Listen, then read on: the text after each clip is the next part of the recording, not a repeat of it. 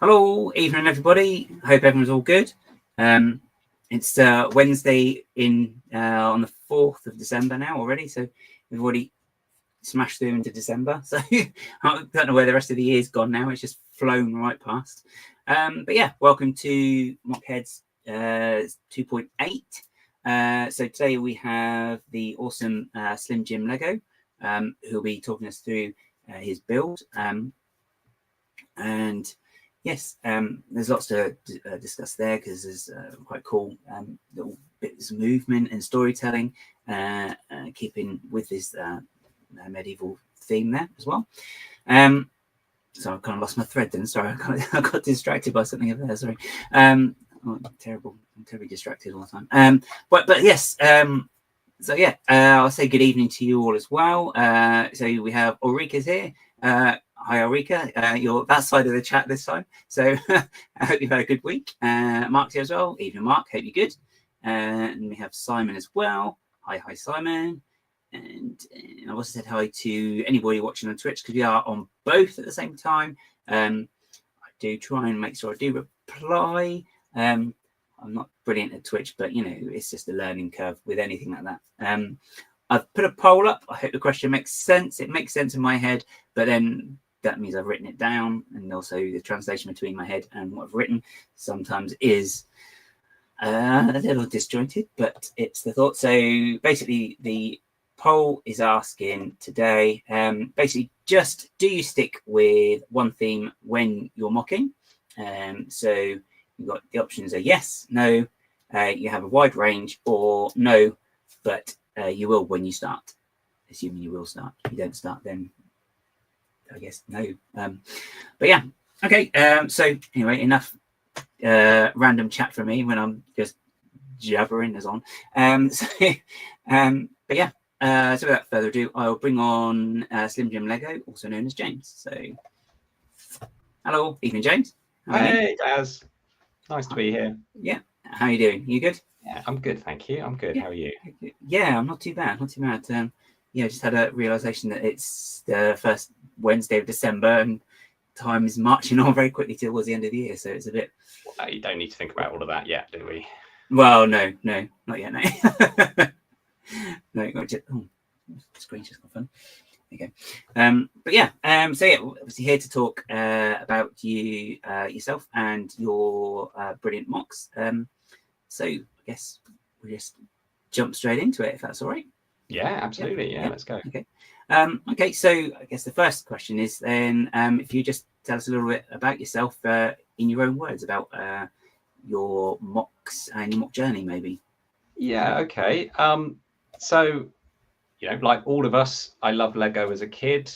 I was looking back at sort of some old family photos.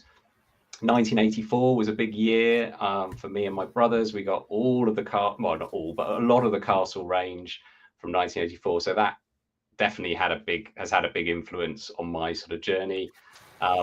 Didn't touch Lego for years and years and years, but I kept all of the castle Lego, like the Knight's Castle and the Lion's or the King's Castle or whatever it's called, those grey castles from. Oh yeah, I know, yeah. And we just had them, and all my nieces and nephews coming to our house, they would just play with this castle, you know, with the panels and make a quick tower and what have you. So it was around, but I didn't really get into then Lego again until my daughter started being interested in Lego and Harry Potter. And then I went to a Lego store and I'm like, oh God, Lego's got really good, you know, and really detailed. And so my sort of journey as an adult getting back into Lego was sort of started with making little things for my daughter because she was interested in Harry Potter, and getting some of my old bricks back out of the loft, and some of the spares from many things she was building, and then making little things for her. So that was sort of so that's 20, and also sort of lockdown as well. So I mean, like a lot of people, I got back into Lego during lockdown. So we were all stuck at home and needing things to do. So that's where I began, and looking at all these cool pieces, which are sort of castle adjacent. Harry Potter is, you know, in that kind of realm, isn't it? And then it went from those first things, making things with my daughter, to, oh, I could maybe make something for myself. And then I was looking at the dates. 2021 was the medieval blacksmith and the 3-in-1 castle, and I'm like, oh, okay, there's stuff that I'd actually want to buy from Lego as well. Okay. And then I bought it, and then started modifying those things and getting all my old castle stuff back and putting that into the medieval blacksmith. And so it's been a bit nostalgia, a bit connecting with my daughter, playing with Lego, and that sort of childlike enthusiasm for creating stuff. Partly lockdown, partly something that's not on a computer, when we were all, you know, home learning and we were all stuck at home working. It was kind of a manual creative itch that you could kind of do something that's not sitting in front of, you know, a computer all the time. So there's a number of those sort of things all in the mix came round. And then since then I discovered Instagram, and Instagram has been a game changer for me, because suddenly it was like, oh, you can connect to all these people all around the world who will share sort of what they're doing and how they've done it, and where you get, you know, how to scour Facebook Marketplace for, you know, cheap Lego sets, and, you know, techniques and all sorts of stuff, and making connections. So really it was that's sort of a potted history of me, I think. Yeah, it's funny, isn't it, actually, when you say about the bricks, you know, when you're sort of stuck with a computer, and then you're actually building something in Lego is actually quite good, in the sense that, I don't know if it's maybe your mindset with it, but I found that when you're doing stuff on the computer exclusively, you do sort of feel that itch that you need to actually have something tangible in front of you actually to construct sometimes. I think then I discovered Studio. So the whole idea of not spending time in front of the computer sort of slightly spiraled a little bit, because you can, you know, that can eat up hours. But there is a physical end result that you put together, and I couldn't sort of build. I know some people find it relaxing to sit on Studio and build Lego sets without, you know, it's cheaper, you know, it's effectively free to do that. But that doesn't really itch the scratch that you need to sort of make something and have something. So I do now, I sort of half and half of the things are sort of prototyped on Studio to get going. But then sometimes it is really nice just to build something with the pieces you've got, and not get sort of bogged down with, I could order it from Bricklink and I need all these extra parts to finish it. Sometimes having the restriction of just making what you can is also good.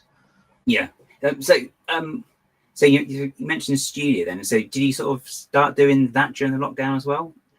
I can't. Yeah, I think so. Yeah, because I think the very first thing I built was just like a little, you know, potions class, you know, much smaller than the sets they then, you know, had those books and various things like that. So it was a version of that. And I think I probably found that I found sort of Lego, Instagram and Studio kind of pretty much at the same time, I think.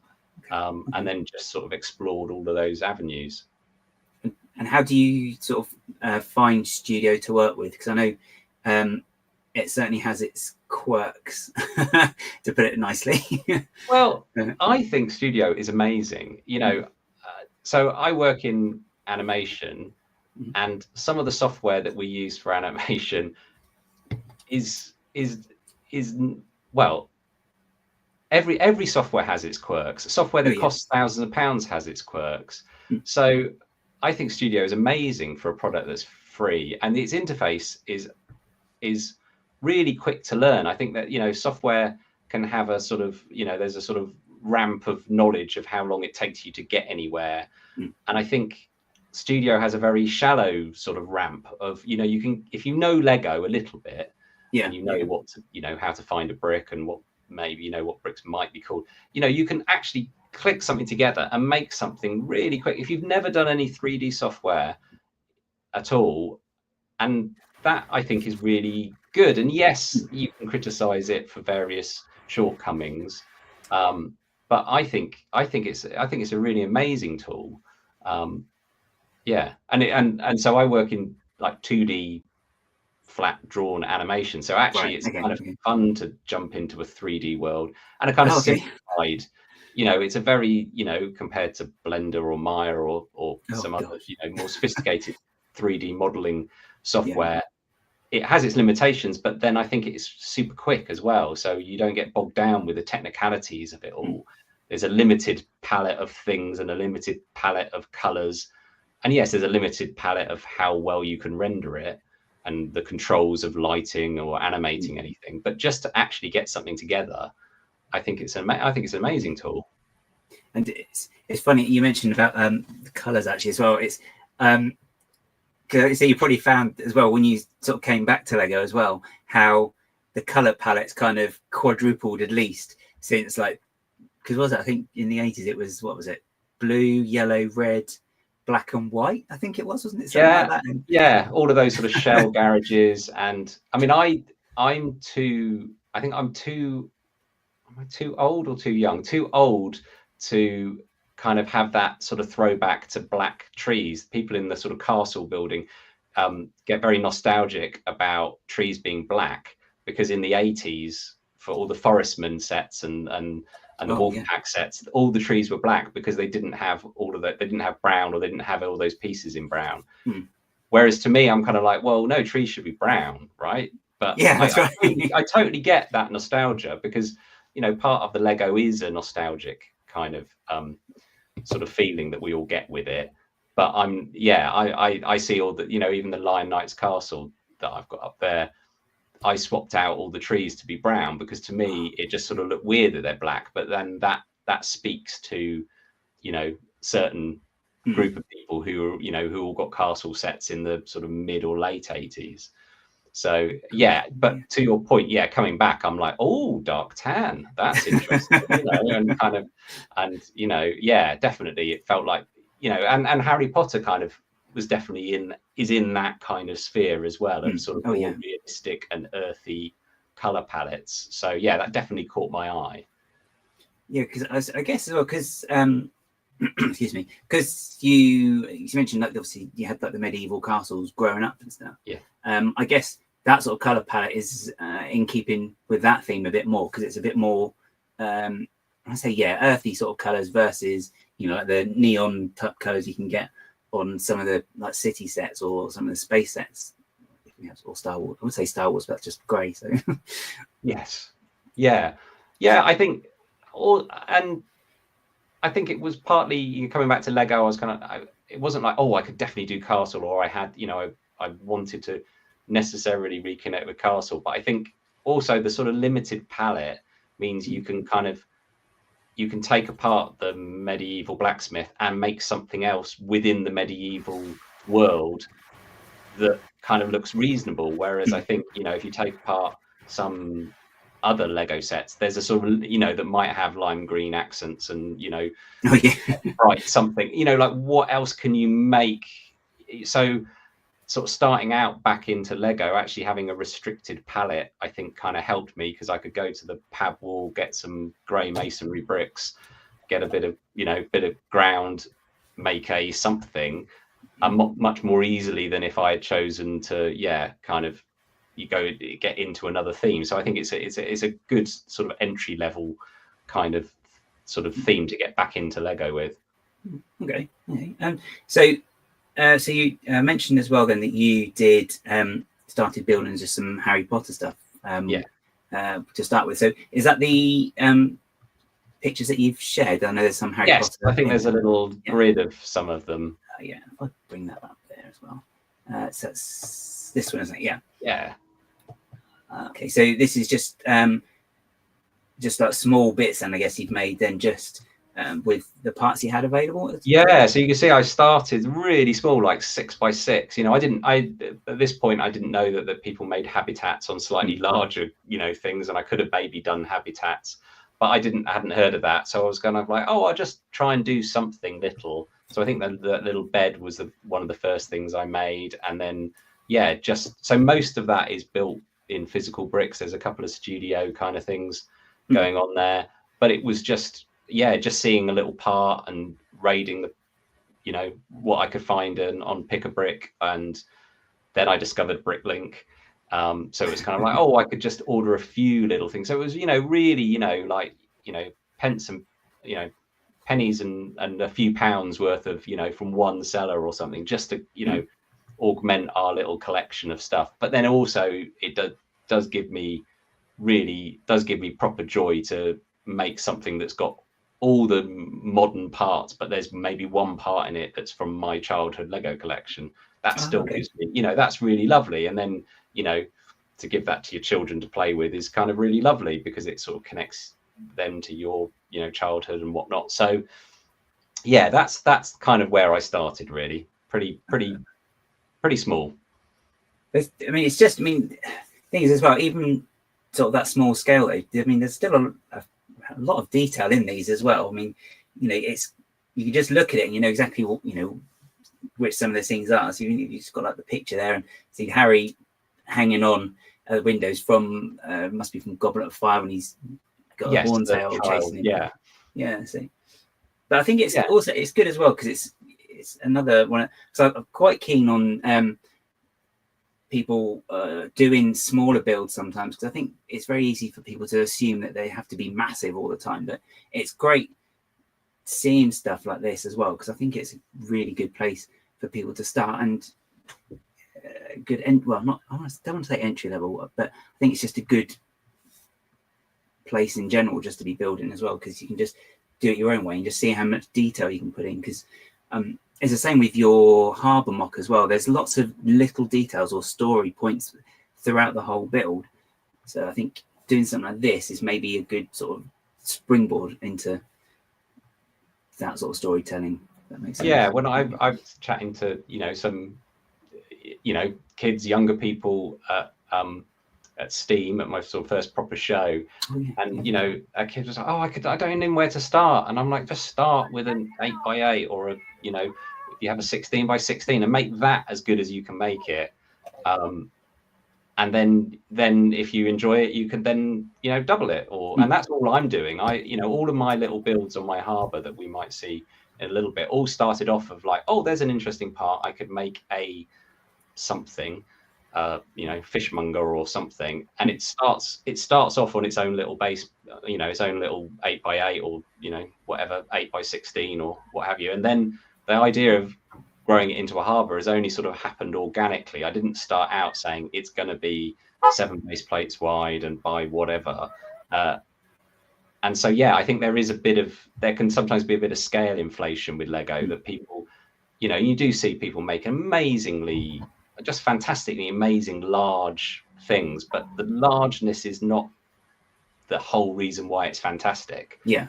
So I think I'm, you know, and also I'm in limited space, you know, I can almost touch the walls in my in my room here, and this is the space I have for Lego, and this is also where this is my work room and my Lego room, and this is a single bed behind me, so this is also our guest bedroom when it's needed, so this all has to come away. So, you know, I don't have a sort of cityscape, I don't have a massive attic or basement, so part of it is also sort of the function of the fact that I haven't got much space. I've always built quite small. Yeah. And even though I am building a bit bigger now, it is still with that kind of, you know, small modules in mind. Obviously, so I mean, I guess we have a look actually at some of the pictures as well, because so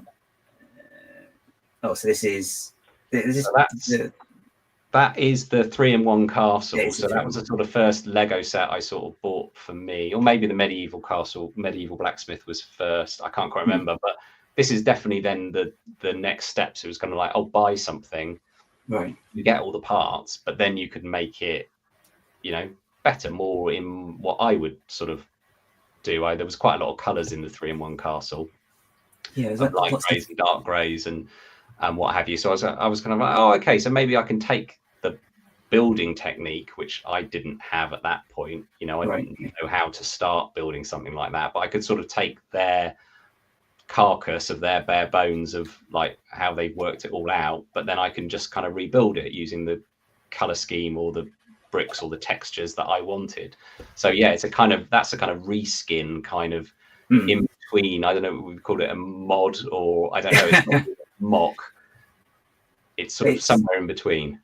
Because I'm sure I remember there was lots of yellow, wasn't it? I think in the 3. Yes. Yellow or something? Yeah, yeah. It was very bright yellow, which, you know, again, it has a sort of nostalgic appeal. But yeah, then having seen all of these more earthy colors, I was kind of like, oh yeah, how do we tone it down?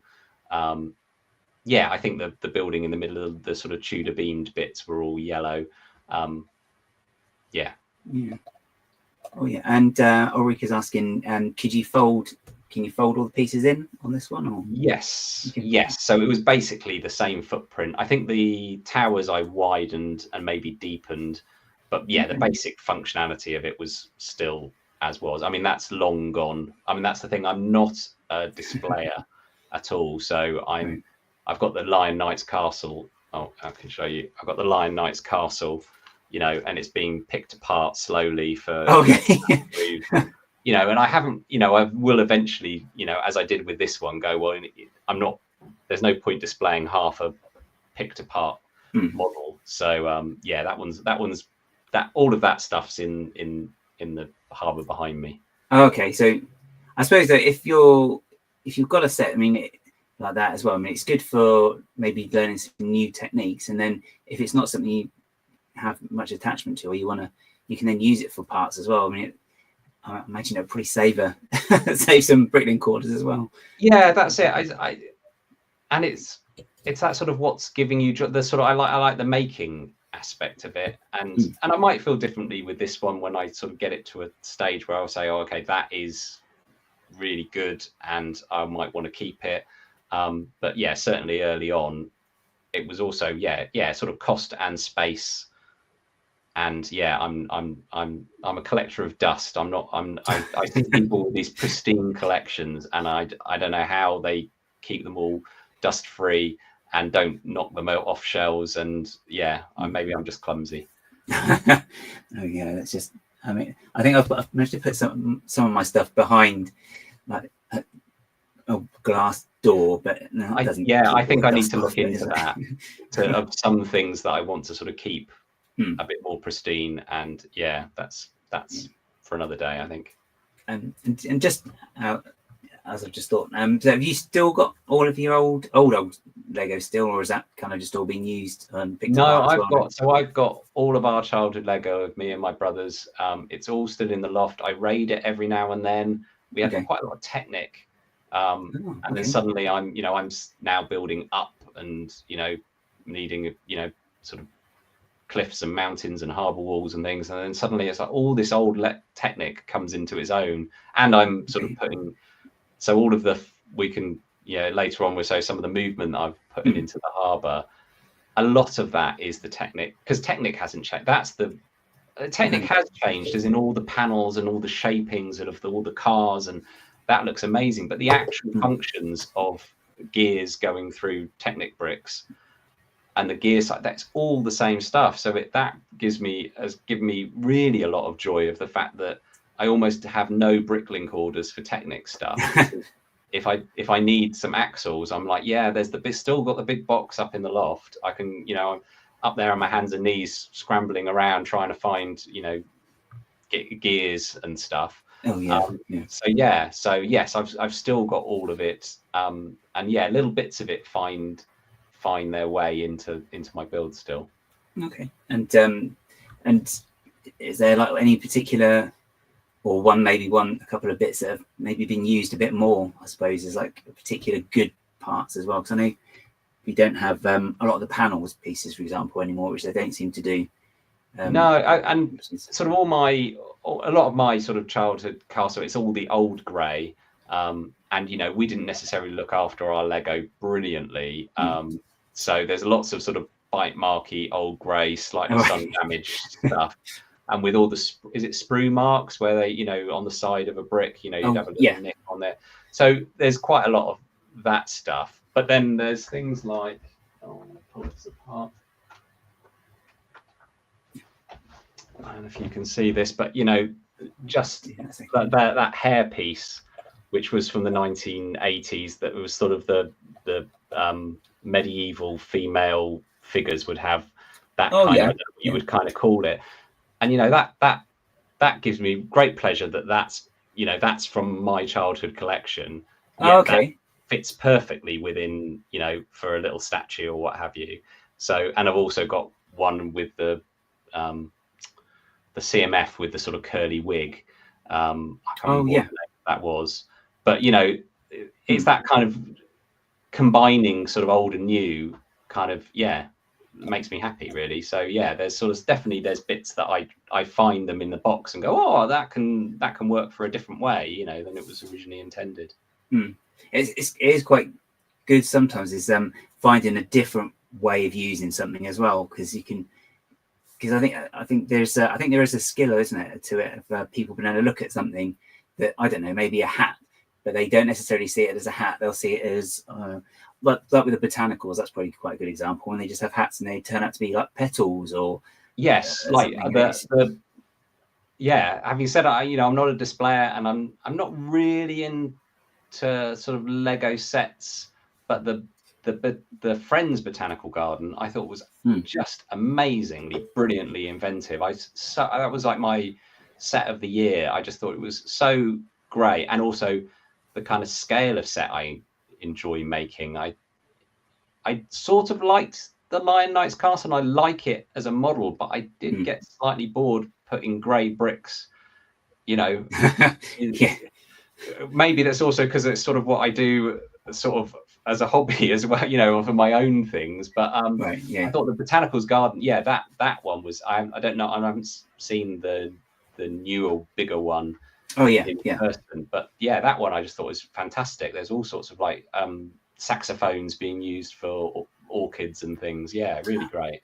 Oh they did. What is it like? They're sort of like a limey green color, aren't they? I don't, it's not an orchid, but I don't know the shape of that kind of tubular plant. And then Mohican, there was sort of some recolored Mohican parts in there. So I do like nice part usage. I think back to that thing of like, I really like things at a big scale, but I also like getting right close to things and seeing nice part usage.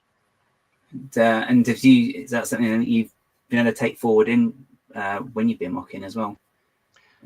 I think so. And I didn't really plan to make this harbour this size or particularly plan to make it, but I kind of like what I really liked about Steam, which it was the first time going to sort of proper convention, 2-day convention, is people's heads getting closer and closer to your mock. And, and I had a little kind of treasure hunt as well, which I totally stole from Joanna High Tea Toys, had done something similar the year before, and I'd helped a little bit on her mock. And so it's kind of a good way of engaging with people, but just people spotting something and looking and like, how have you done that? Oh, what part is that? And their head getting like really close. And I really love that. I think that was that brought me such happiness to see people really getting close to the stuff on that sort of minifig brick level. So that's definitely something that I think about with my as my sort of mocks got bigger and bigger. Okay. And so I'm just looking at the pictures as well. Then just going back to these. So I can see then we've got the blacksmith in the background. So this is where obviously one of the earlier mocks, and I guess when it's starting a bit small. So so that was, I think I bought the medieval blacksmith, and then I saw someone selling a medieval blacksmith on Facebook, and I thought, oh, I'll get a second one. And then I was like, oh, okay. So so this is sort of my first medieval mock, which is, you can kind of see it's not exactly a rerun, but it's definitely in the design language of the medieval blacksmith. And it was like, oh, I can just make something else and make a standalone little thing. So yeah, so that was, I don't know when that was 2021, I think. So that's kind of, you know, the medieval blacksmith, which I bought, the castle that I modified, and then my first MOC, which was, just kind of, so a sort of variation on that. But I mean, you can see it's, you know, really got lots of design, you know, the doorway, the arch over the doorway with the curved tiles there, and the brickwork on the corners. You know, it's sort of, although that is, I think that's still in my harbour. Yeah, it's behind my shoulder here. Oh wow. That's so cool. It's on the list of maybe might get replaced, and that's okay. I think I've got a picture maybe I sent you of my harbour. So if I tell what I'll do is I'll just scroll on a second. That was in studio, that, I guess. So jumping forward a little bit, sort of once I started building some buildings and building some little medieval trades, I was like, well, how am I going to display them? And then I had the idea of having a harbour but keeping the back 8 studs kind of not connected, so then I could swap in different buildings and swap in different trades. So, and that was based on my shelves that I've got in front of me now, which were not deep enough for a whole base plate. So it was a 24 stud deep harbour. So I actually cut, you know, don't at me, but I cut down base plates to be 24 deep. And I thought, okay, then I can do a nice narrow, thin shelf kind of thing, and then swap out the buildings and swap out the trades. So that's kind of where it started, of being sort of narrow and thin. And then since then I've kind of maybe had a rethink and think, oh, I could go a bit deeper. So it's got deeper and then deeper again, going up. But it's still sort of based on that. Everything I build is kind of 8 studs deep, which is a nice, is a scale I like. It's that scale of a little little market stall, or the scale of a kind of minifig sort of scale. I still like that kind of quite small scale stuff, you know. Lots of medieval people make enormous things, but I kind of still like that kind of dollhouse play set kind of minifig kind of scale thing.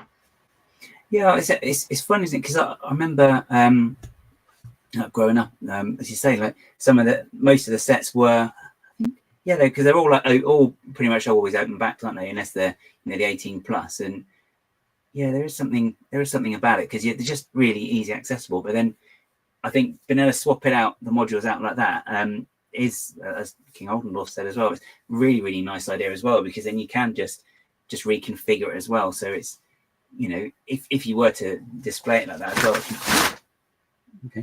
it'll be different every time you do take it somewhere as well, potentially as well, which is really, really cool. That's definitely sort of my intention, that you know, and as some of the other, as I'm looking at the very first buildings are probably going to be the first ones I go round and maybe make something else, or swap it out. So it was sort of both.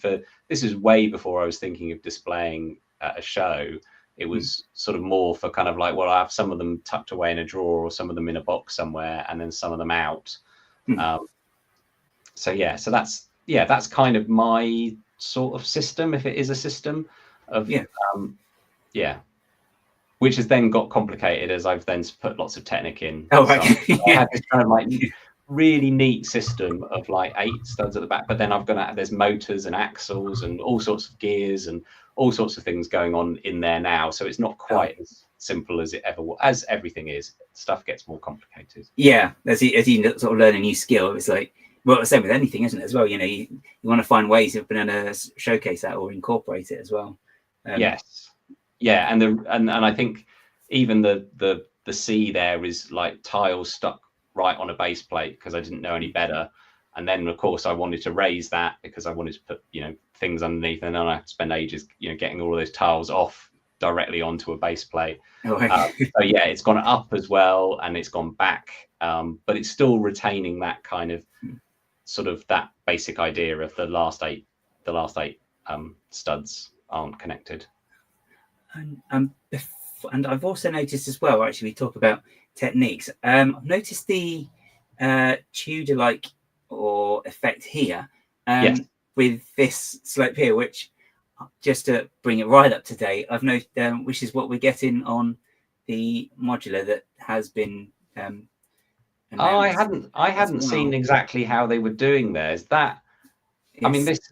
So I learn things from my daughter's school. There's a term magpieing they use now in education, which is when you take ideas or sentences or turns of phrases or whatever from something else and you sort of store it away and use it. And I kind of really like that term because I do that all the time. So that was somebody on Instagram. And that's what's brilliant about Instagram is someone does something, you go, oh, how have you done? Oh, how is that? And they go, oh yeah, look, here's a photo of the reverse, or is it exploded, or what have you. And that's all just pushed in there. That's all. I don't know how legal or not that is.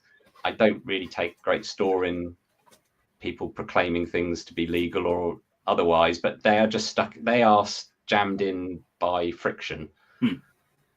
So yeah, but definitely the building sideways bit of the sort of framing was that you can see that's post Lion Knight's castle, because you suddenly okay, there's a way of bricks and plates sideways to have that nice thin sort of timber framing, and the chapel beside it you can see is Hogwarts' great castle, great hall.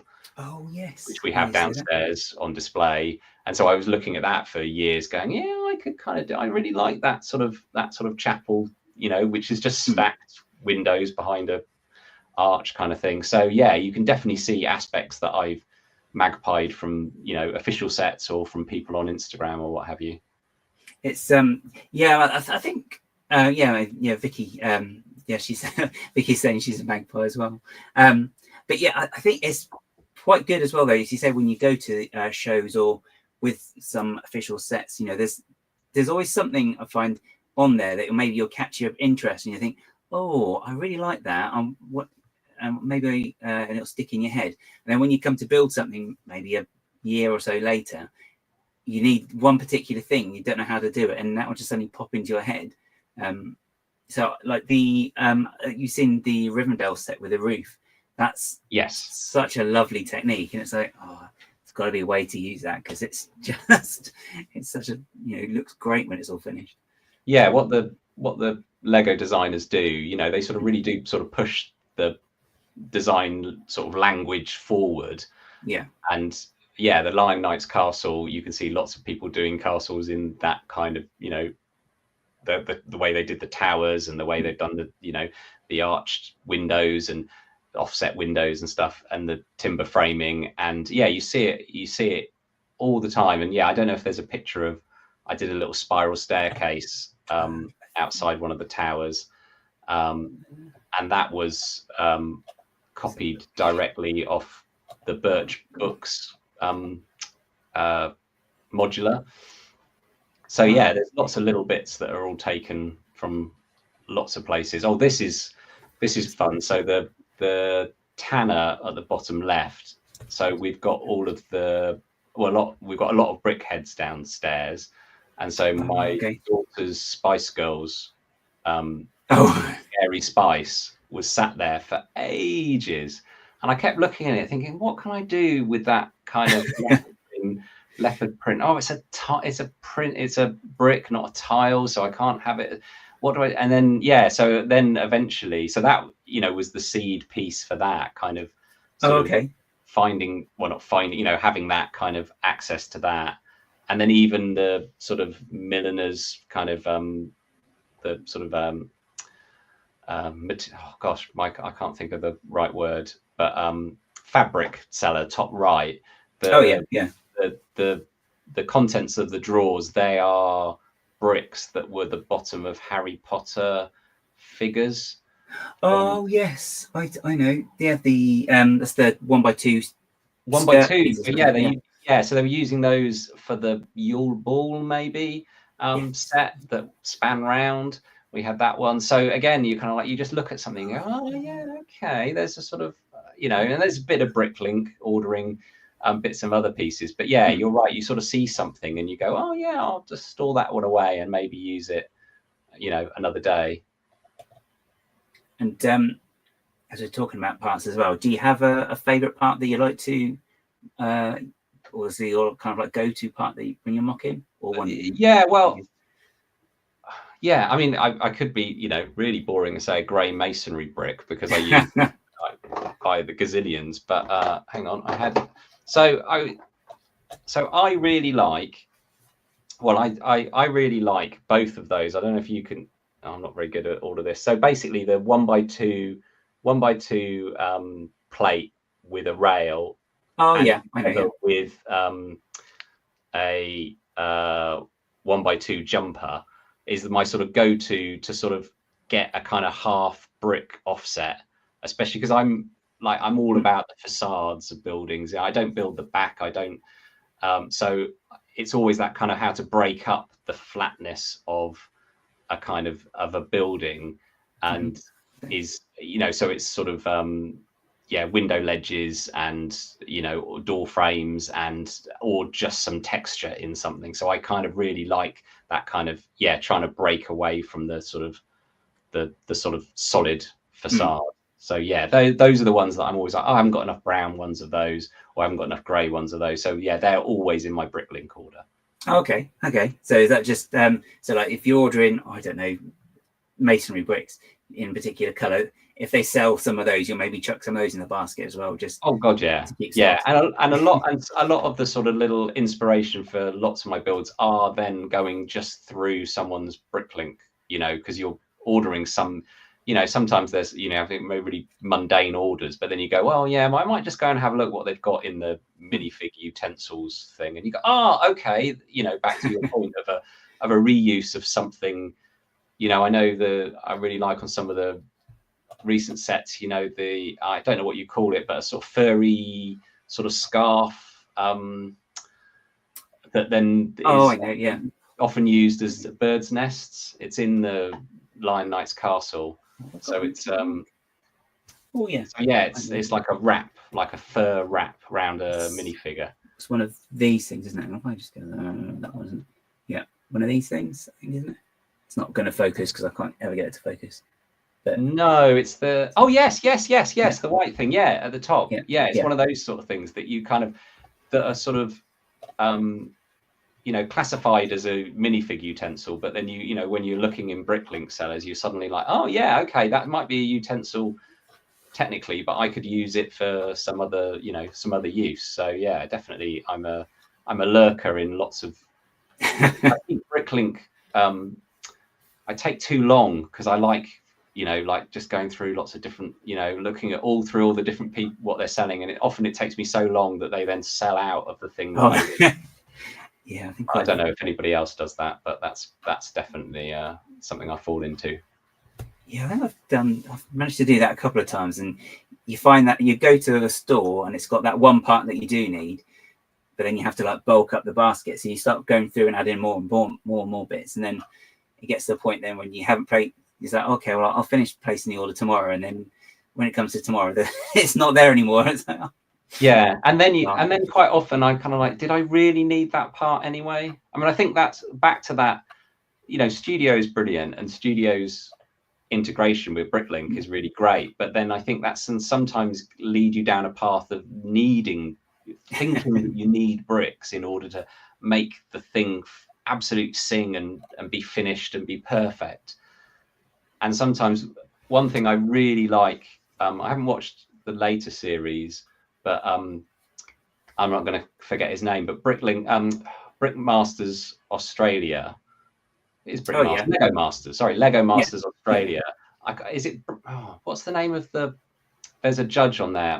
Someone maybe in the comments remind us. Is it? Sorry, Brickman, is it? Brickman, that's it. I was thinking Brixie, but then I was no, that's someone else.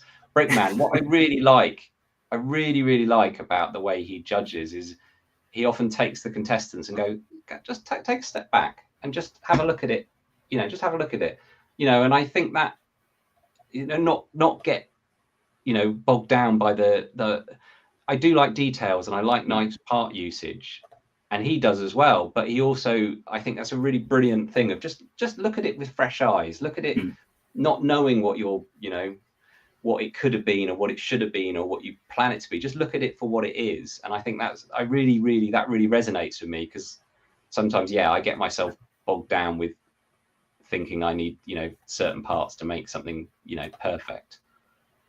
Yeah, I think it is sometimes you do sort of get into that trap a bit, don't you, as well, when there's something you get to that point when you're just thinking in your head, well, only this one part can do it, and I can't build it without this. And then you kind of, it's almost like you get sort of frozen and not able to progress any further, because you just got that one little thing that you're just stuck on. It's like, no, it has to be that or nothing. And then I think that's where digital maybe doesn't help, because you have access to every, Studio can show you what it can look like, so you can, and it then connects you to this marketplace where you can technically buy anything.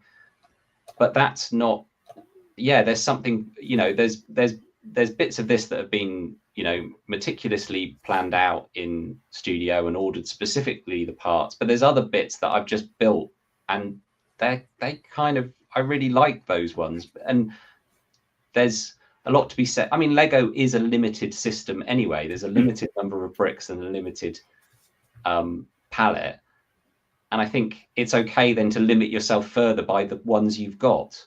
And there's something, I don't know if this is there's something a bit, we could all throw more money at it, but that's not what I'm in it for. So I find sometimes some of the discourse around Lego, and I know it's, people putting, YouTube, how to sell yourself on YouTube, but it's like, I dropped £1,000, I dropped £5,000, and all of that stuff. I find that slightly, that it jars with me slightly, because that it's a bit tone deaf, to anyway, and also that isn't creativity. But maybe that's a bit judgy on my part, but I don't know. That's not my bag, I suppose. Yeah. It's there's a bit of a funny thing when you have that sometimes, because I've sort of gone a bit to and fro with stuff like that sometimes as well, because it's like, on the one hand, it's great because you can kind of see maybe what's out there to buy, but then I don't know, sometimes it's also then a case of maybe you just want to be a bit responsible with how you show stuff like this. I don't know.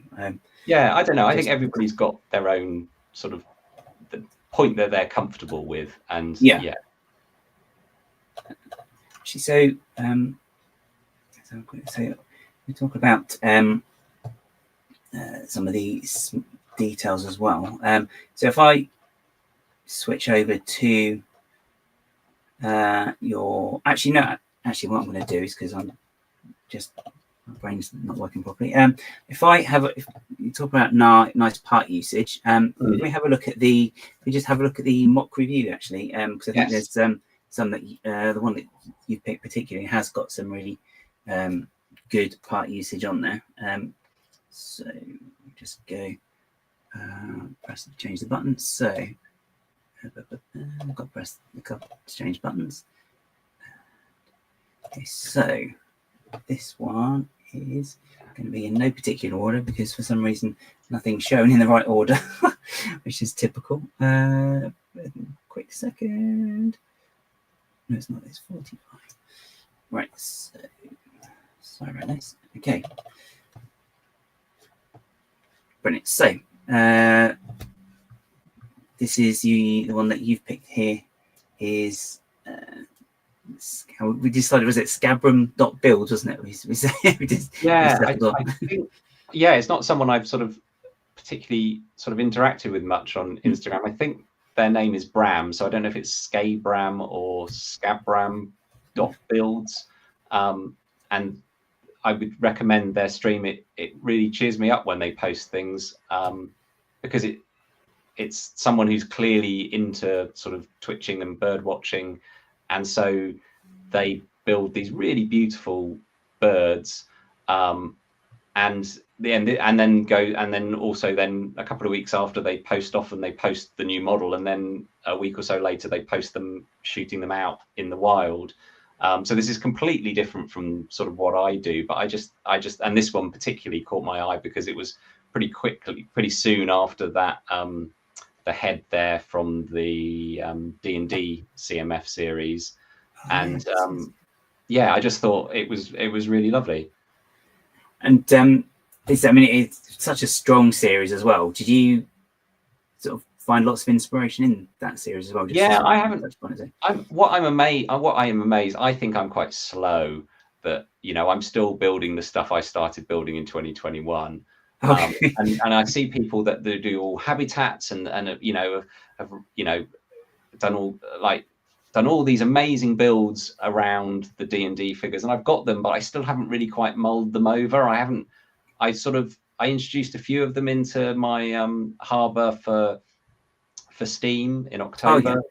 But yeah, I haven't quite sort of mold them over yet. So I'm sort of in awe both of people who can make this sort of delicate, natural looking organic shapes and all of those sorts of things, which is sort of beyond my sort of skill set, but then also in awe of people who can react so quickly that stuff comes out and people are posting about it 3 days later on Instagram, having shot and build and shot beautiful models.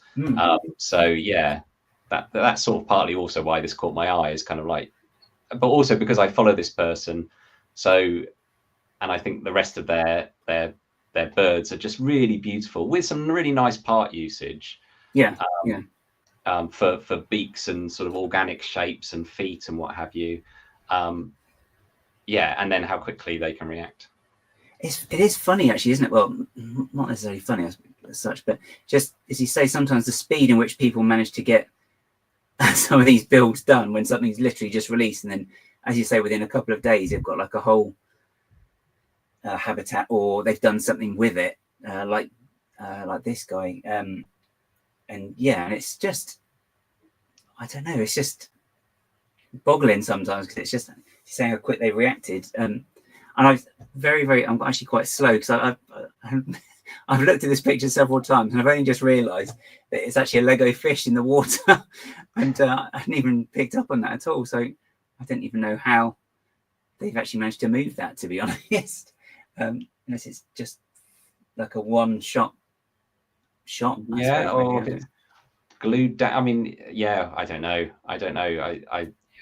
I'm sort of like, I still take pictures of all of my stuff on an iPhone, so I'm not really into that hot. I admire all the sort of toy photography stuff, but it's sort of, it's slightly witchcraft for me. I don't really know how to do it.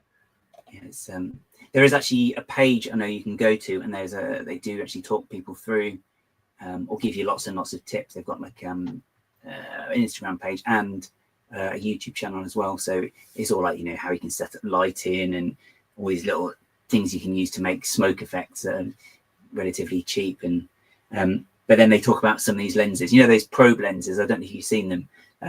They just look like it looks like a little stick basically, and it's really thin, but it's what they use to go into like modulars through the doors. The one that Jang Bricks gets angry about, doesn't he? Yeah, that's right. Yeah, he goes, "Oh yeah, you've got your £2,000 lens that no human eye can kind of see," which I totally get his point, because there's this sort of super wide angle, isn't it? Almost fisheye. Yeah, and we push through. Yeah, but what I like about the Lego sort of hobby is the fact that it's so broad and takes in. There's people that. There's amazing people who do amazing sort of Photoshop stuff. We'll set up a Lego sort of set, but then also drop in a Photoshop background and light that and what have you. So there's a sort of digital side, and then there's people going out into the wild and lighting things and shooting things out. And there's that. I like a kind of nice varied Instagram feed. Yeah, and I've been looking through their page as well. As you said, there's lots of great ones on there. I think there was is it a mallard? I think they've done. Yes. Which I mean, I always Yeah, just really lovely, balance, but... just really delicate kind of shaping, and it's interesting if you click on their actual because they have then a link, I think, to their sort of personal page, and it's all photographs of actual wildlife, so they're clearly a kind of massive birder. So I think it's really nice that you can kind of see both sides of someone's hobby there. This is the one. Another one. Or just the one? It should be the one. Come on. Oh, that's the one we just looked at. No. Okay. No. What's it doing? It's been very pain. I've moved. I actually delete. Oh, there you go. That's the one. Yes, this is a great shot of it as well. Just being able to see like the underside of it as well. Yeah. So you can get an idea of the shape of it.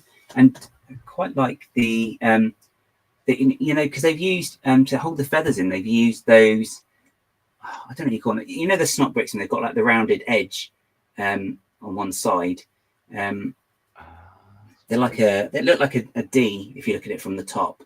But then you've got like the bit on the, we can put the stud on one side and on the top as well.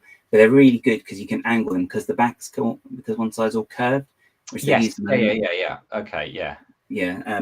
So I think that's how they've managed to get some of the shaping or some of the angles on the feathers. But yeah, it's just really is beautiful. Yeah, and I think it sort of speaks to someone who sort of knows what that subject, you know, they know that subject because that's their interest as well. So, and yeah, and then it's back to that kind of, it's amazing what people can do with this sort of limited building system, but with sort of clever knowledge.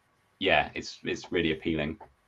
And it's also been able to work on a really small scale as well, because it's, you know, if you think that's the size of the CMF head, then yes, it's not really that massive, is it? But you know, no, and I think most of their builds are sort of bigger scales. There's a sort of peregrine falcon and a kingfisher, and it's all a little bigger. That's allowing them to have some more of the sort of organic shapes. But yeah, I would definitely recommend checking out their channel there. I enjoy it when a new one of those pops in to my feed. It's not going to actually let me search on there properly because it doesn't. Yeah, so go back onto their page a second. Yeah, so just as a quick check, so I'm going to have a quick see what's on there as well. So yeah, we've got obviously the one we've been talking about, but yeah, we've got like the mallard there. They're all done in sort of I want to say on location as well, aren't they? Like actually, as if they are birds in the wild as well, which is really well, that's it. They often pop up, and I'm going to guess that's some sort of egret or heron.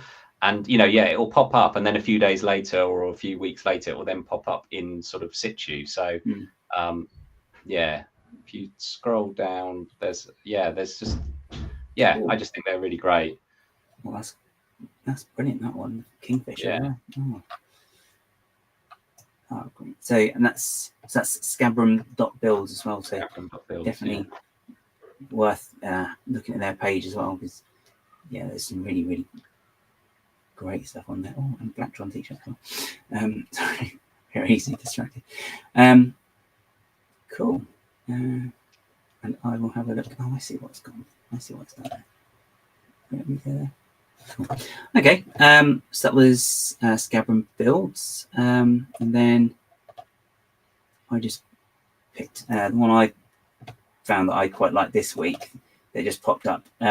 Was just this scene of Medusa from Cookie Bricks on Instagram. And this is, so we had the nice smaller ones, and this is actually bigger than I thought it was, because I didn't quite know what it was or how big it was, but then I actually realized then that they've actually got actual minifigures there. Yeah, blimey, that is amazing. Which is, I mean, just looking at some of this as well, like the bits on the floor where they've got the statues. So, I mean, there's a lot of storytelling in this as well, as we've touched upon. But what I quite like is the, where is it? You've got the statue here. You've got one guy that's been turned into the statue by the Medusa, and then the other one then that's just been shattered. But yeah, brilliant. I think it's just been placed there as well. So maybe just the position moves from from time to time. Even like, You know, yeah, so the fingers. Yeah, see, I immediately, I mean, like, I'm admiring the whole thing, but I'm also like looking at those fingers, going, are they skeleton legs, or no? Are they the? I don't know, but I think actually, there. Do you remember when the skeletons first came out and the arms were just really loose and flapped around? no, but I did buy the Mines of Moria, and I think that had a kind of floppy skeleton, which might have been that kind of like Yes. the arms didn't have clips on the shoulders. They were all loosey goosey, weren't they? Yeah, that's right. Yeah. Yes. Yeah, I think it's it's possibly that. Isn't it? But again, it's just one of those ones I just quite like some of the builds when people actually build characters from bricks as well. So not necessarily, I mean, my preference is always minifigure scale, but it's just the being able to just create a character like this and get some of the shape in, and it's kind of like it is actually a human pose, which I know it sounds silly, but I just quite like the fact that they've been able to capture that in there. But again, as you say, like the hands, is a really good technique there, and the face is sort of simple, but yeah, because that's just a technique. Is it just a technic brick for the O mouth? But yeah, really effective. Yeah, I think it's actually upside down as well, by the looks of it. So I don't know. Is that whole head upside down? No. No. I don't know. Oh, it's funny, isn't it? Those headlight bricks upside down because they're thick. The eyebrow bit at the top is thicker. Is that? Yeah. So I think thicker at the bottom. I don't know. Yeah, it's some clever stuff. That's for sure. So yeah, but yes, this was well, nice. So I quite liked, and I just quite like the concept. But I've always liked sort of the mythological side as well. And the other thing as well I really like is being able to actually get some of the shape in, like on Medusa there, because it's one of those ones that I just really want to give it a go and try and get something. Yeah, like that's definitely something I need to sort of push myself. Making medieval buildings, they're pretty square. You're sort of pretty on the brick. You're pretty on the sort of grid. So yeah, that sort of stuff. I wouldn't even know where to start, but I sort of do, because start small somewhere, I think, is the answer. Yeah, that's right. Yeah, it's brilliant. I always want to see like a cross section almost. Sometimes it's like yeah. It's like that. I don't know if you remember that dragon from the start of the year. Was it the golden dragon? Yeah, that was going around. I think there was one video and you actually saw inside it, and it was just incredible with it. Just like all the clips and round discs and all sorts. Like, yeah, crazy. But yeah, but again, so we touched upon the storytelling with these. But so first of all, if you do check out Kooky Bricks on Instagram, again, really, really great builds on the page there. So definitely worth checking out. But to go back to yourself, James. Go back to that one, isn't it? Cool. Oh my god! So I just remember I've got to take it off the screen before I do anything else, because I'll have Kooky Bricks on the screen all day. There you go. Right. So to go back to yourself though, because we're talking about storytelling, we've got your harbour, which is been your most recent build. So we've got the reel here. This should play. Hopefully it's not gonna. So this is just how it is at the moment, and this is what's behind you at the moment as well, isn't it? Yeah, I've extended. This is what I showed at Steam in the beginning of October. So this is back to 32 studs deep, and yeah, I sort of started playing with like putting some sort of Technic movements in there, and then there's a little pig who's just going to reveal himself. So that was part of the pig hunt. Which was good fun, because depending on when people were looking and where they were looking, they would totally miss it. I want to taken away by the dragon. Oh, it's very How to Train Your Dragon, that bit, actually, isn't it? Yeah. So I mean, there's a lot really on this one as well. So is this one all modular for transport? Yeah, so it's all, so those are all 32, 32 by 32 base plates. So they're all individual. So it all stacks together sort of left to right. Although I can't sort of mix the order too much, especially now that there's Technic running through some of them. And then, then all the buildings. So the whole back 8 bricks, that all comes away and they all get stored separately. So my next, so that's sort of where it's at. But what you can see behind me is also going back another 16 studs and then up. So I'm sort of putting a second level up. Oh, wow. Okay. So because at Steam, for those who were at Steam, there was this sort of collaboration build that I wasn't involved on, but it was sort of opposite where my table was. And it was this sort of, it was a harbour that everybody had done a sort of 32 by 32. And it all had this sort of big retaining wall at the back to get up to the next level. And I'm like, oh yeah, no, maybe I can do that. So it sort of started small, and then it's got wider, and then it's got deeper, and now it's going deeper and higher again. And now, because you've got more animated parts of the build. First of all, was your background or an influence on maybe wanting to put movement in to the build? Well, sort of none of it was particularly planned. It was sort of like I built a windmill, and then this sort of the natural thing to want to do is to turn the windmill. So, and then I built the dragon, and I started building the dragon's head.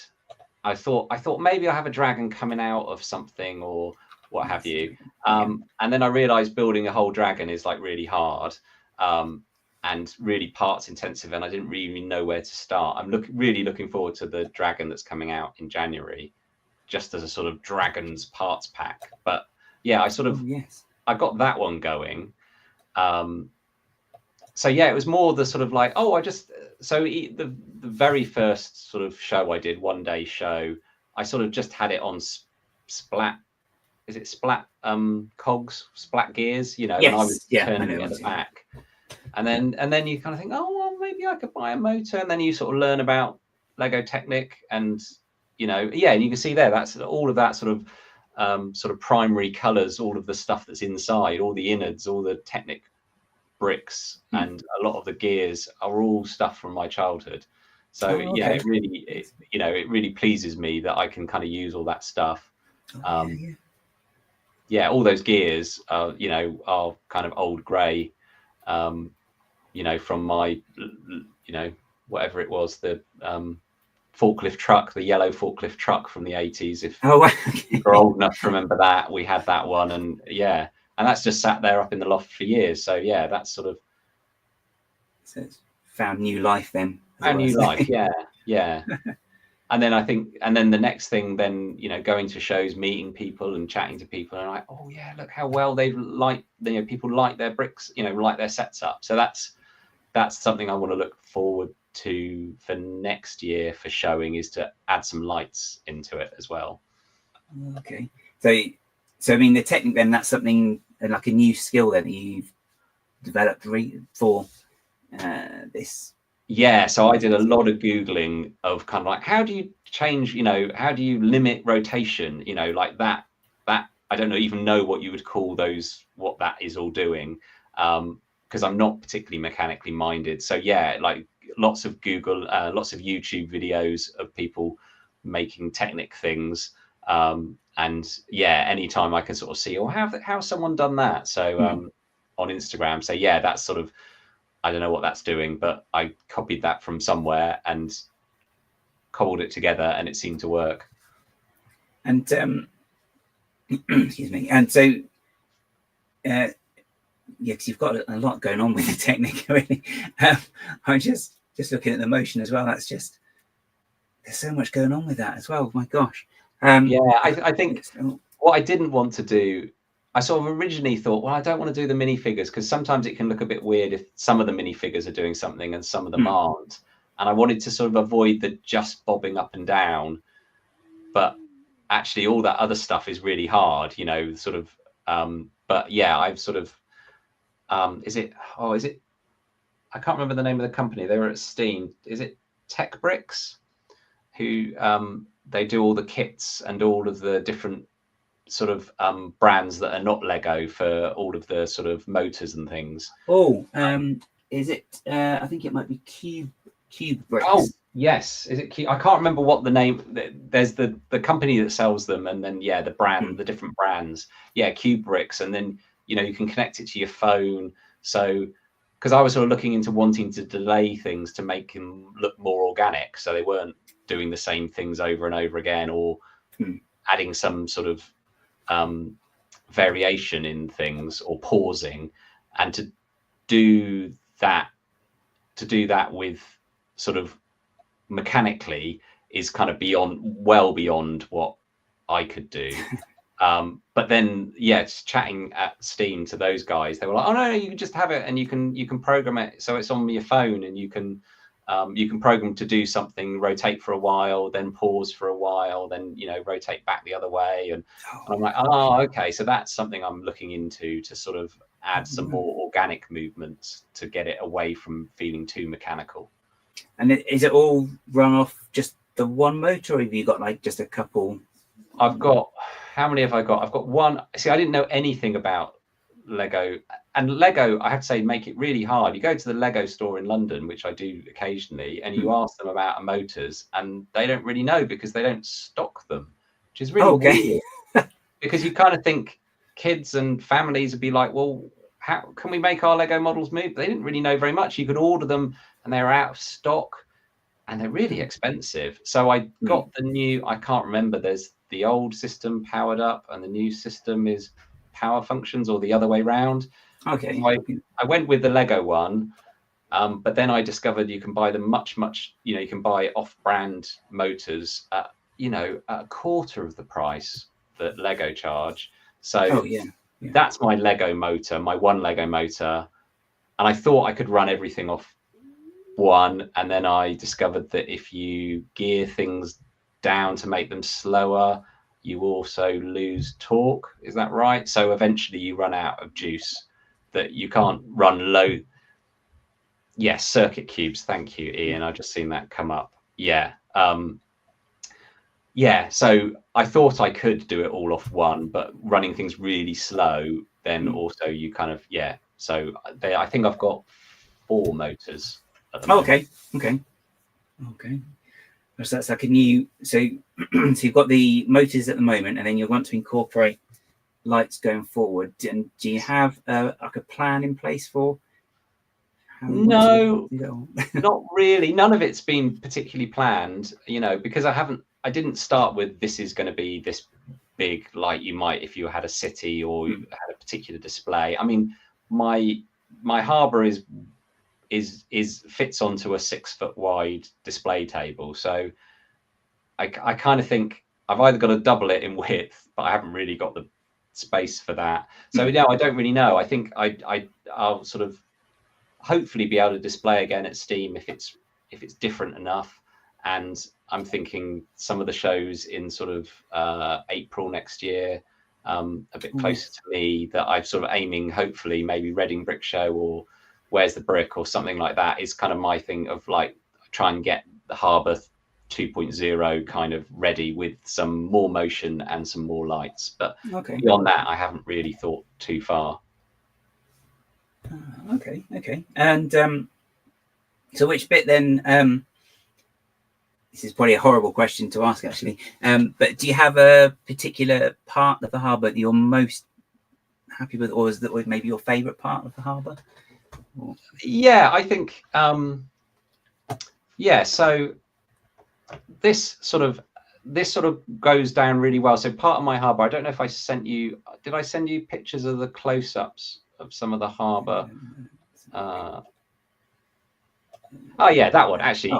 That's part of the harbour. So this was a little Instagram challenge to build medieval buildings, like a hinged building. So that was a really nice, like, we sort of gave the sort of basic building, and then people just made their own versions, coloured them, and did different trades. But that, which is this that kind of sculpture, that yes. sort of goes down really well at shows, and I'm sort of chuffed that, because that the arm and the hand never came in the same set. I think the hand is from Sonic and the arm is from the Hulk in an Avengers set.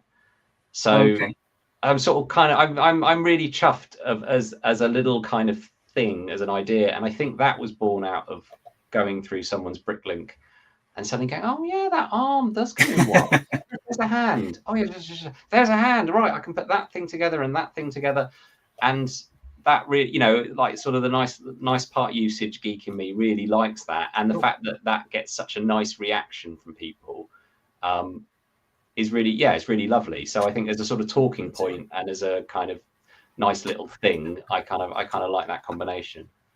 Oh, that's right. I think you actually put if I go back to your page a second, hang on, if I just do this, do that, and yeah, there's actually so in your page you've actually done it as a mini tutorial as well, haven't you? Just that one little bit there. Yes, so some of the smaller builds I've done tutorials, and especially if it's sort of stuff that I've made in studio to begin with, you know, that I made in studio and then ordered the parts, and then making the tutorial is kind of like a breeze and easy and fun. Sometimes I post things that I've spent months and months building in real world, and then the sort of first comment is, you know, can we have instructions? Yeah, maybe, but you know, which, you know, and it might be a language thing, and you know, the sort of internet discourse can be sort of brief, you know, or blunt maybe, but yeah, you know, some things are never that. Also, some of my builds are not that robust, so I would never sort of say, oh, this is a build that is, you know, I know that I can kind of pick it up, but maybe no one else can. Yeah, it's a funny thing actually. You do sometimes see comments like that on, you know, people have just put these wonderful builds, and then you just get a comment, instructions. Yes, yeah, kind of missing the point. Thanks. Yeah, but in fairness, you know, maybe, you know, I always think if English isn't your first language and you're 12 years old and you're on the internet, maybe your level of politeness is not at the same that you or I would have in or you would say face to face with someone at a show, you know. So, but yes, I agree. Sometimes they can be a little bit blunt. Yeah, definitely. Yeah, so that's how the dragon started, and the first show I had, I was just cranking it using that gear at the back is definitely that's an old-fashioned kind of turn the corner gear from the 1980s. So, and those splats were from like not CMF, gifts with purchases. You know, you pick up these, you know, ice rinks or like little something. So that was just, and so I was like, oh yeah, I'll just put that with that, and then we can make that, you know, and then and then it's sort of like, then the sort of natural organic thing is, oh, maybe I can make that move with a motor. Let's find out about motors. So yeah, the whole thing, nothing's been planned. If I'd planned it better, I would have made more space under the sea there. I need to really raise my whole sea over the whole thing just to have a bit more space underneath for sort of mechanisms. Oh yeah, of course, because you can't really see that, because he's the chap that's there now. He's animated, isn't he? Yes. So yeah, we're slightly jumping around in time, but you can see there's all the same elements that are in there. So yeah, that was sort of the harbour as was, and so then we've got some people reacting now, and that's the earlier iteration. Is as you say, it's deeper now as well. The whole thing. Yes. Okay. But yeah, there is lots and lots of storytelling in this as well. I mean, you've got like all the potions there for sale, and I think there is a glass blower as well you've got going on in there as well. And it's all, you know, it's back to like, you see a piece and you go, oh, okay, glass, you know. So sometimes it's like, I think of a trade and then, you know, maybe one that hasn't been done or hasn't been seen quite so much. but then sometimes it's a single piece that goes, okay, that's the seed for a new idea for a, you know, for something. And the trapdoor, that was manual, you said? That That's one, wasn't manual, it? yeah. So, and you know, part of me was like, oh, I want to get it all automated, but actually it's something quite fun about, you know, you can just get people to look at various places and then just sort of manually tap something. So yeah, I was really worried about things not working, you know, the Technic kind of failing, and none of it's built particularly brilliantly with, you know, like modules that can pop out, or, you know, like it's all integrated and maybe not done in the most sort of most compact kind of way, or but you know, everything kind of worked. But yeah, I wanted to have some manual things just in case all else failed. Okay, that's the glass blower. That's the one, isn't it? Yeah, I saw that and I just loved that glass blower. So it's really cool. Yeah. So oh no, sorry. No, go on. Oh, I was just gonna say, so your plan is to so you've been what's the word I'm looking for? Inspired by, because it was the seafront, wasn't it, that they did the big build? So yeah, the collaborative build. Yeah. So yeah, a bit, but you can see sort of behind me, it's now on 2 levels. So there's sort of, so there's a sort of lower level you can't really see, yeah, which is which is what this stuff is on, and then there's a higher level which is what that stuff's on. So there's sort of a higher level now. And there needs to be I can't do this the other way. There's going to be a sort of mountain there, and maybe that witch's cottage that you saw on my Instagram is going to be on the top of that. So yeah, you know, brilliant. upwards and onwards. So that's, and the witch's cottage is the one with the tree like going through the house, like, isn't it? Yeah. And so that was bricks make me happy, I think. Is that Annie's name? There's a builder on Instagram, and I think she calls it's on Rebrickable as Cozy Cottage, I think. And I just really liked it as I find roofs really hard. I find Lego maths really hard. People who can do angles, 65-degree roofs that are kind of secure. And so that was basically their design for a sort of cottage that then I sort of took their design and did that same sort of process of modifying it to sort of kind of what I kind of had an idea of. So yeah, so that's that. I've got some pieces on order. I think I've been really inspired, not directly by Dreams, but seeing all of the foliage pieces in more out there colors. So I've got a bricks and pieces order for lots of magenta and dark purple. So I want that tree to be sort of more spooky. Now it's going up on a hill. Now it's going up on a cliff on its own. And some of the Dreams mushrooms, the prints, the dishes. Which are in purples and lime green and what have you. So bigger than that original red one. So yeah, so I sort of come back round to things. That's been on my shelf for sort of a year or so, but I'm like, oh, I've got a bit more space now, so I want to sort of reintegrate some of my favorite older builds. Oh, that's good. But it's good though as well, because you've kind of designed it, and then it's like good to then to be able to come back to it, and then you're going to then use it then again for something else. Well, that is the useful thing of sort of sticking to a theme, in that I can come back round to ideas. I'm in awe of people that do a new thing for each new show each year, you know. And yeah, so you know, this is it. There's no sort of space or city or modular kind of thing going on, Harry Potter or anything else going on with me. But yeah, I'm in awe of people that have got enough bandwidth and creativity to have long-term projects, but then also something specific for a show and do a collaborative build.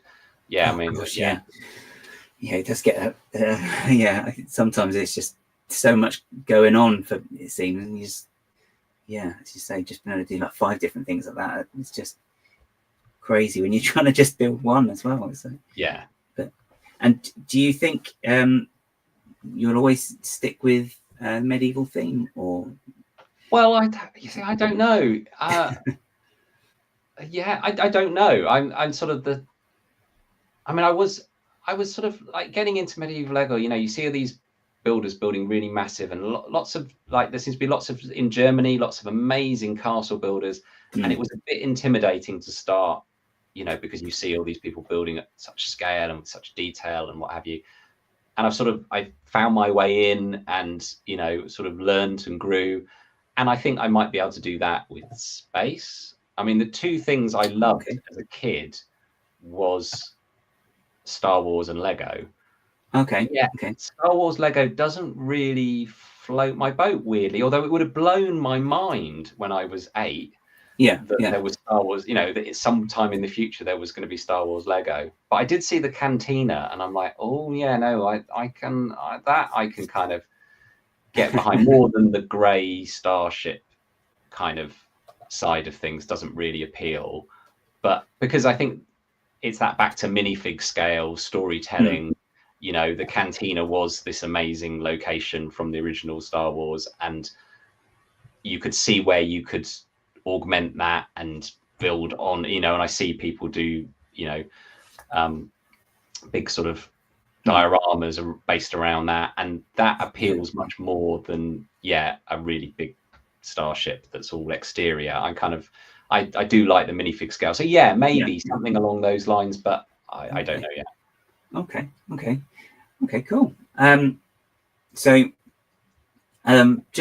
the poll was just about asking today about if you stick to a particular theme when you are mocking. Ended the poll, but it's not showing me the results. Why is it not showing me the results? Because I don't know. Okay, it's not going to show me it's not going to show me the results. I've actually remembered there is a poll there, and it's not going to show me. That's fine. Okay, so I think right. So sorry, I'm just distracted now by the fact the poll's not working. That's just thrown me ever so slightly. But okay, so I'm just conscious of the time as well. Okay, we have the results have come through. So for the poll, do you stick to one theme when mocking? So the answer was 40% said no, 27% said they have a wide range, 18% said no, but they will when they start, and only 13% said yes, they just stick to one particular poll. Oh, so, well, they're my people then. That's my tribe. I feel like I've slightly made a rod for my own back. Yeah, I seem to just be doing one theme all the time, and I'm like, oh, there are other things I wouldn't mind doing. Yeah, but there's back to the Scabram bricks. I mean, if that's something that floats your boat and fires you up creatively, and you know, clearly their interest is in sort of ornithology and twitching and birds, you know, you kind of like that totally works, doesn't it? Because it's both creating really nice, pleasing things, but also is pleasing, you know. I don't think we need to beat ourselves up that we're not all building in all themes. I think it's kind of fine to be in the pocket that makes you happy. And if you were to give one piece of advice to anybody who wants to just get started mocking, what would that be? Start small. 8x8, 8x16. We've all got an 8x8 or an 8x16 plate, and make that as good as you can be, and then if that's good, go to 16x16, and then get to 32x32. You know, don't. And you do see it on, you know, people plan out, it's going to be 8 base plates wide by 4 base plates deep. And like, you're really making life hard for you. You're sort of not setting yourself up to fail, but you are giving yourself and then you're going to compare yourself to all those other dioramas that are 8 base plates by 4 base plates. Just start small, I would say. Okay, yeah, definitely. I think because and it's best as well. Sometimes it's a good idea to maybe just worry about what you're doing. Don't worry about what other people are doing as well. Yeah. As brilliant as Instagram is, as brilliant as YouTube is, you're also then in danger of comparing yourself to the very best people in the whole world, and there's no point in doing that, is there? And also finishing something is good, because a finished tight little build is great, you know. Shoot it nicely and post it, and people will hopefully be nice and react nicely to it, and you know, you get some feedback. Whereas if you don't finish it, then you don't post it, then you don't get that nice feedback, and then you don't learn some new you know what I mean? It's sort of like, so yeah, I think small and finish something. Okay, cool. Right, so James, thank you very much for coming on today. It's been a pleasure, guys. It's been really good. I've really enjoyed it. Yeah, and it's great to see like the evolution as well of, like, you know, you say, like starting small and then just getting to where you are now to where you're going as well, because just sort of seeing it behind you as well. I don't know, I actually didn't even click that it was actually taller. I just thought it was because that plate, that board's on the side with the bed. Yeah. I just, for some reason, I just thought, oh, well, that's obviously where the front of the MOC is. So it's just, no, yeah, like, yeah. So it's all a bit weird with a bed behind. I sort of start building it like this sometimes. It's all a bit strange. But, yeah, hopefully if you see it at a show and next year you'll see it sort of bigger and better, hopefully. Okay, brilliant. Yeah, and you said you might be at Reading as well, so that'd be good. Yeah, so so that's my so I think I'm going to visit Bricktastic as a punter because I've never been. Yeah. So I'm going to go and visit it and check it out, and then think maybe to display in 2026, which sounds really far in the future, but isn't actually that far. No. And I think, I'm just going to go and check it out as a visitor first.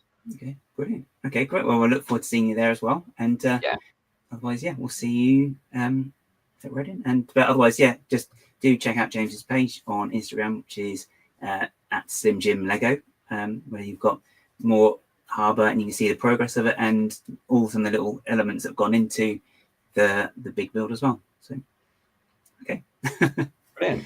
Okay, and thanks everyone for watching. MOC Heads should be back next week, where it'll be something a bit different as we're coming up to the end of the year and time's marching on. So I'll put stuff on socials and stuff about that. So, but yeah, okay. Thanks again, James, and see everyone else throughout the week. Okay. Okay, take care. See you then. Cheers. Bye. Bye.